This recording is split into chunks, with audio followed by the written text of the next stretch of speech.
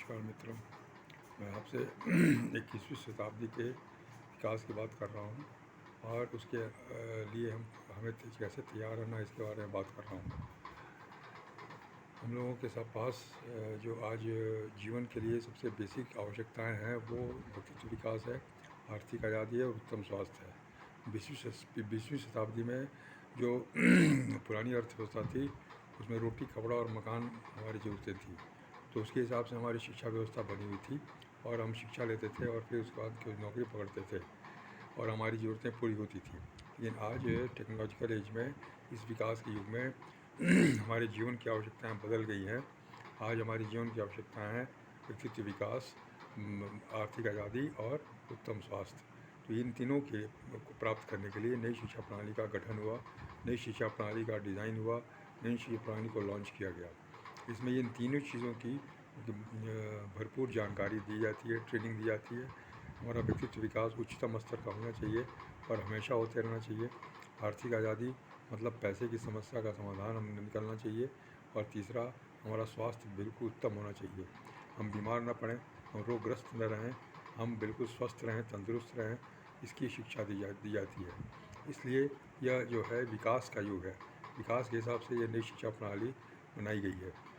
एक एक इंसान को विकसित होना है, उसके सोच विचार को विकसित होना है, ताकि समाज की नींव मजबूत हो सके, समाज का बिल्डिंग ब्लॉक मजबूत हो सके और समाज एक अच्छे स्ट्रक्चर की तरह खड़ा हो सके, अच्छी इमारत की तरह खड़ा हो सके और हमेशा अच्छा बना रहे। इसीलिए आज हम सुपर पावर बनने के रास्ते पर चल रहे हैं। बहुत तेज़ी से उभरने वाली अर्थव्यवस्था भारत की है, हिंदुस्तान की है, और उसका कारण ये है कि हम लोग इस विकास के रास्ते पर चल रहे हैं, इस नई शिक्षा प्रणाली के ऊपर काम कर रहे हैं।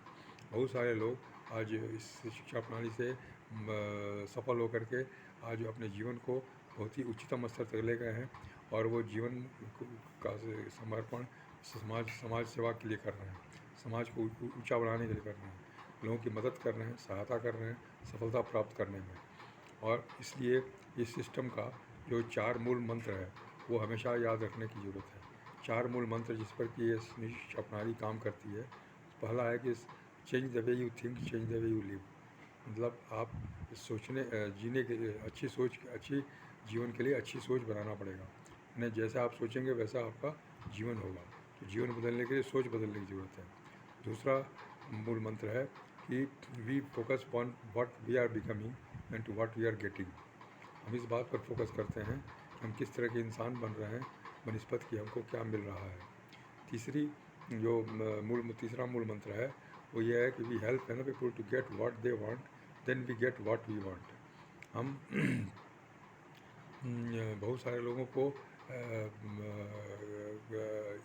उनकी चाहत की चीज़ दिलाने में मदद करते हैं, तो हमें अपनी चाहत की चीज़ मिलती है। और चौथा मूल मंत्र है कि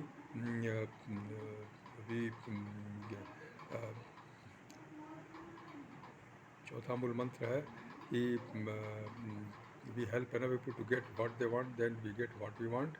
एंड फिर चौथा मूल मंत्र एक और है जो मैं अभी नहीं बता पा रहा हूँ, लेकिन मैं आपको शीघ्र ही बताऊँगा। ये 4 मूल मंत्र पर ये नई शिक्षा प्रणाली कार्य कर रही है। इसलिए हमें इस शिक्षा प्रणाली के महत्व को समझना है।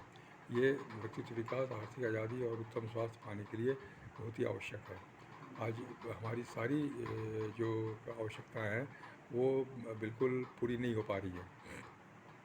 जो पहले थोड़ी बहुत पूरी हो जाती थी वो आज पूरी नहीं हो पा रही। जैसे हमारे सोच की जो बुनियाद है, संबंध हमारे अच्छे नहीं हो रहे हैं, सम्मान हमारे अच्छे नहीं हो रहे हैं, हमें अच्छे नहीं मिल रहे हैं। साथ ही साथ पैसे की दिक्कत बढ़ती जा रही है, पैसे की समस्या बढ़ती जा रही है।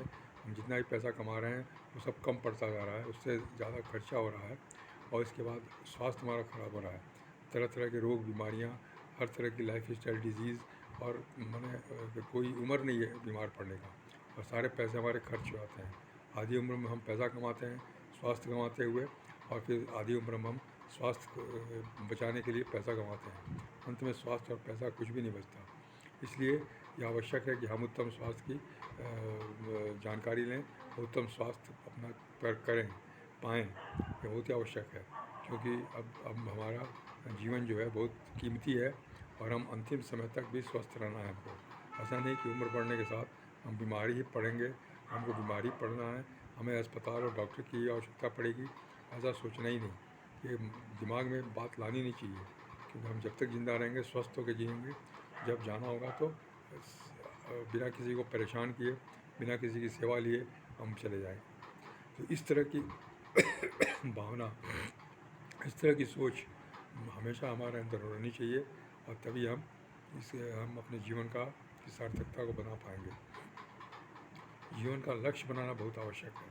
जीवन बहुत कीमती है, जीवन एक उपहार है ईश्वर का दिया हुआ। तो ये 100 साल की ज़िंदगी जो है वो हमारे लिए बहुत महत्वपूर्ण है। इसका उपयोग करना बहुत ही आवश्यक है।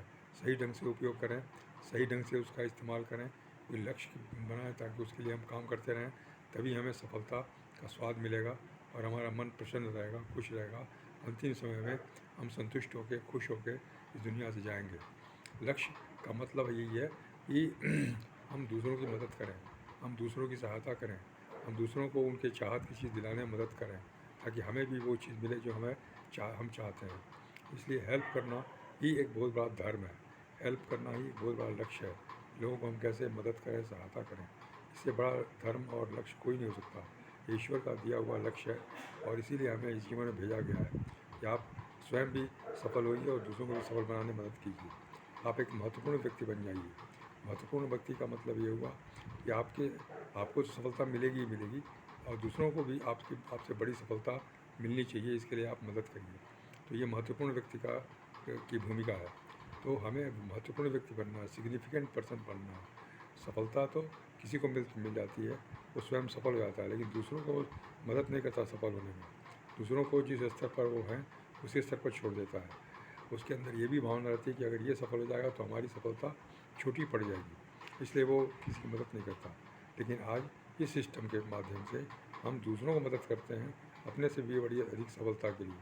हमें ये कभी भी यह महसूस नहीं होता कि वो हमसे बड़ा हो गया, हमसे बड़ी सफलता प्राप्त कर लिया, हम छोटा हो गया। ऐसा नहीं है, बल्कि हमें यह खुशी होती है कि वो हमसे ज़्यादा खुशहाल हो गया, हमसे ज़्यादा सफल हो गया, और उसमें मेरा बहुत बड़ा रोल है, बहुत बड़ी भूमिका है। ये सोच के उसे बहुत खुशी होती है, वो धन्यवाद देता है, और भगवान भी उससे खुश होते हैं, प्रसन्न होते हैं कि उसने इतने सारे लोगों को मदद किया सफलता दिलाने में। इसलिए हमें एक ही लक्ष्य बनाना है कि हम हर तरीके से दूसरों की मदद करें, चाहे वो शारीरिक रूप से हो, चाहे मानसिक रूप से हो, चाहे आर्थिक रूप से हो। आर्थिक रूप से मदद तो खैर हम ज़्यादा नहीं कर सकते, और करना भी नहीं चाहिए, क्योंकि आर्थिक रूप से मदद करने से आदमी निर्भर हो जाता है, डिपेंडेंट हो जाता है। वो आपके पीछे हमेशा घूमता रहेगा, आपके ऊपर एक बोझ बन जाएगा, एक लायबिलिटी बन जाएगा। इसलिए उसे आर्थिक मदद नहीं करनी है। हाँ, उसको आर्थिक स्वतंत्रता लेने में उसकी मदद करनी है, उसकी मानसिकता को बेहतर बनाना है, उसके एहसास को बेहतर बनाना है। अपने बारे में उसका एहसास अच्छा होना चाहिए, उसके अंदर के गुणों का एहसास उसे अच्छी तरह होना चाहिए, उसकी क्षमता का एहसास उसे अच्छी तरह होना चाहिए कि मैं सक्षम हूँ। यह हमेशा उसे बताते रहना आवश्यक है, और रास्ता दिखाना कि आप इस रास्ते पर चलो, आपको बड़ी से बड़ी सफलता मिलेगी, आप जो चाहते हो यहाँ से मिलेगी। यही सबसे बड़ा काम है, यही सबसे बड़ा अपना धर्म है। हमें सिर्फ रास्ता बताना है, उनको चलने के लिए प्रेरित करना है। चलना उनको है, शक्ति उनके अंदर है, शक्ति उनको यूज़ करना है, क्षमता उनको अपनी यूज़ करना है। हमें उनके बदले काम नहीं करना है, काम उन्हें ही करना है, लेकिन हम उन्हें प्रेरित करेंगे, हम उन्हें हमेशा हौसला देंगे, हम हमेशा उन्हें भटकने से बचाएंगे, उनको निराशा से बाहर करेंगे। ये हमारा कर्तव्य है, हर तरीके से ये हमारा कर्तव्य है।